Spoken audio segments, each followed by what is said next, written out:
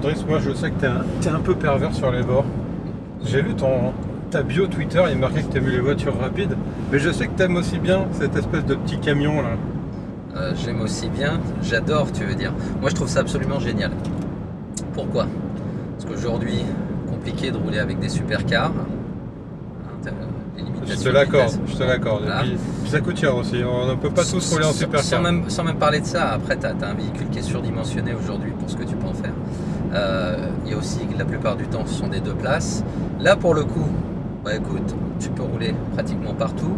Tu as beaucoup de place, c'est l'idéal. En fait, tu te sens en vacances tout le temps quand tu conduis ça, je trouve.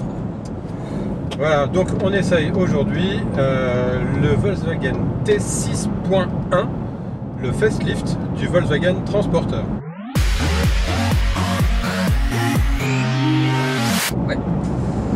Alors, facelift, hein, donc quelques modifications au niveau de la calandre avant, essentiellement, ouais, et puis des phares. Il y a un petit rappel de la gamme VV, véhicule particulier pour le coup, effectivement, avec les petits enjoliveurs de feu, de vent, la calandre voilà, qui se met au goût de toute la gamme Volkswagen.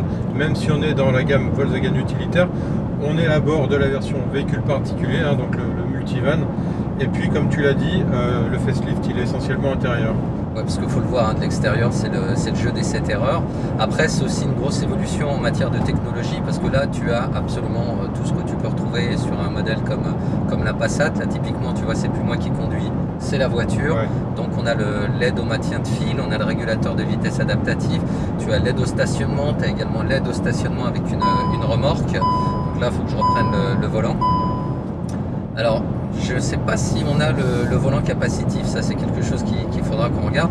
Bref, tu as absolument tout, hein. Tu as différentes tailles d'écran, tu as également le cockpit digital, il lui manque rien aujourd'hui. Oui, d'ailleurs je crois qu'il y a pas mal de ces petits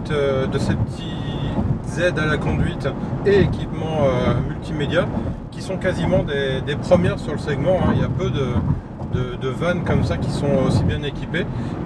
Pour certaines d'ailleurs il n'y en a pas. Je pense que l'ACC, toutes ces choses là sont pas communs du tout au type de van qu'est le multivan. Bon, alors après il faut expliquer que ça se décline aussi sous différents formats. On a la même plateforme, ensuite tu peux avoir le format Ben, transport de passagers, de passagers très haut de gamme, et mon favori, et le favori de beaucoup de personnes je pense, le California, où là c'est carrément le mini camping-car passe-partout. Absolument, ouais, d'ailleurs il faudrait qu'on essaye un jour un California, on n'a jamais fait de sujet dessus, mais je pense qu'il y a de quoi s'amuser un petit peu parce que, comme tu le dis, c'est mini camping-car. C'est génial, c'est absolument génial, tu as tous les avantages sans les inconvénients. On peut se garer en ville n'importe où, on passe dans quasiment tous les parkings et en même temps, on a un petit chez soi. Voilà. Alors première chose, on l'a dit tout à l'heure, hein, beaucoup de place, et puis également, moi j'insiste là-dessus, je trouve ça le confort, quoi, j'aime bien, c'est vraiment cool à rouler. Donc tu as une position forcément surélevée, tu es super bien assis, tu as les repose-poignets, enfin les appuis-coudes plutôt. C'est clair que si vous vous trouvez assis haut dans un SUV, vous allez kiffer un multivan parce que vous êtes encore plus haut, donc vous avez une vue encore plus prolongée sur le trafic, hein. Alors il y a tout un tas de rangements. Là on a le rangement pour le téléphone avec la recharge par induction. Il y a absolument des rangements partout de toute manière. Tu en as aussi au-dessus du tableau de bord avec une prise 12 volts. C'est vraiment très pratique. Et puis à l'arrière, bah écoute, on est plutôt bien loti, hein. Là dans cette version là, tu as même une table télescopique pour la première rangée. Il y a vraiment beaucoup de place. Et tout ça est monté sur des rails. Tu peux retourner les sièges pour que les passagers on peut vraiment configurer l'intérieur du multivan un peu comme on veut. Il y a des tas d'options sympas. On peut avoir évidemment un petit frigo, on peut avoir des chauffages d'appoint. On peut vraiment se faire le véhicule de ses rêves. Alors évidemment tout ça n'est pas donné. Là c'est une nouveauté, on n'a pas encore les tarifs, la gamme tarifaire complète. Mais voilà, une version haut de gamme avec un gros moteur et une grosse finition, ça va taper dans les 65 000 €. Ouais. Donc là on est un peu en dessous, on essaye certes une finition haut de gamme mais avec un moteur intermédiaire, donc un TDI 150 chevaux, on va en dire quelques mots. Donc voilà, il faut compter quand même un petit billet, c'est le prix d'une belle voiture, mais avec de la place, hein, on peut transporter 7 passagers quand même, avec encore un petit peu de coffre, pas trop en configuration 7 places, c'est vrai. Ça dépend comment tu gères aussi dire l'agencement, la modularité sièges. des sièges, Voilà. ouais, tout à Parce fait. que voilà, c'est important de dire ça, c'est vraiment extrêmement modulaire. Mais bon, voilà, et encore plus dans ma version préférée, comme je disais, California. Ouais. Là, effectivement, on en discutait avec les représentants de Volkswagen, hein, c'est une clientèle d'un certain âge, ou sinon c'est de la location essentiellement pour ce type de modèle. La motorisation, donc on en touche deux mots. Version TDI 150 chevaux, on a une boîte DSG qui est plutôt agréable parce que c'est quand même un gros pépère, hein, faut être clair. Ouais, mais ça se conduit vraiment à la cool. Hein. Mais justement, c'est en ça que je dis que c'est sympa d'avoir la boîte automatique, enfin DSG en l'occurrence, qui permet, comme tu dis, de couler tranquille, quoi. Hein. Et ouais, là tout à l'heure on est en train d'essayer ce véhicule sur les routes d'Amsterdam. Tout à l'heure on était en centre-ville, tu conduis cool. Le moteur, bah écoute, on a suffisamment de pêche pour avoir un tant soit peu de reprise.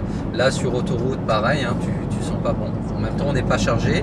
On est sur une consommation moyenne de 8 litres au 100 environ. Ouais. Et voilà, moi je trouve ça super confortable. Tu peux envisager un Paris-Marseille sereinement avec ça. Qu'est-ce qu'on pourrait lui trouver comme défaut à ce véhicule? Bon, le prix, on l'a dit, il est cher, mais le prix, effectivement. Mais bon, c'est le prix d'une belle voiture et puis c'est bien équipé. Enfin, on ne peut pas non plus exiger d'avoir quelque chose de très bien équipé, de confortable et qui soit donné. C'est plus grand.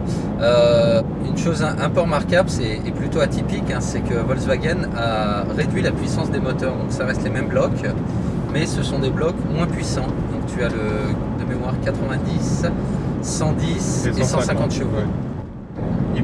Il est un peu bruyant ce diesel. Alors, surtout sur les montées en régime. Voilà, il est bruyant. Bon, faut reconnaître aussi, c'est particulièrement bruyant quand il est à froid. Après, bon, quand on est lancé, il se fait quand même beaucoup plus discret. Hein, quand tu as une conduite assez coulée, ça pose pas de problème. Mais effectivement, je pense que quand tu montes très haut en régime, ouais, il se fait beaucoup plus présent. Bon, en fait, pour conclure, c'est typiquement le genre de produit où c'est pas forcément un papa qui choisit de l'acheter. En fait, c'est un peu comme les Ludospace, c'est-à-dire que si vous voulez pas en acheter un, faut pas le faire essayer à la famille. Parce que vous pouvez être certain que si vous mettez des enfants derrière, avec la modularité des sièges, les petits gadgets, les rangements, etc., ils vont vous dire forcément, maman, papa, c'est ça que je veux. Si vous avez envie d'un monospace, ça c'est beaucoup plus gros. Si vous avez envie d'un SUV, ça c'est beaucoup plus gros, mais c'est aussi beaucoup plus spacieux. Oui, mais il y a un truc qui est important à dire, encore une fois, c'est beaucoup plus gros, mais pour autant, c'est pas beaucoup plus compliqué à gérer au quotidien. Non, là, tout à l'heure, on s'est baladé, on cherche une place, etc. Même dans les rues un peu étroites, il n'y a pas de problème. Et bon, avec toutes les assistantes et assistances à la conduite pour se garer, c'est pas non plus un problème. Donc, si tu trouves une place assez grande. Si tu trouves une place assez grande. Donc toi qui as une place assez grande, tu l'achètes ou pas? Moi j'aimerais bien. Ouais. Bon, après on n'est que 3, mais effectivement moi c'est le genre de choses. Tu te fais une piste de bowling à l'arrière. c'est vraiment, c'est hyper ludique. Ouais. Si tu veux, je trouve ça, c'est polyvalent, c'est hyper ludique. Alors après, on va pas se mentir, c'est pas du tout sexy. C'est clair. Et je pense que ça va être le mot de la fin. C'est pas sexy, mais on le veut bien.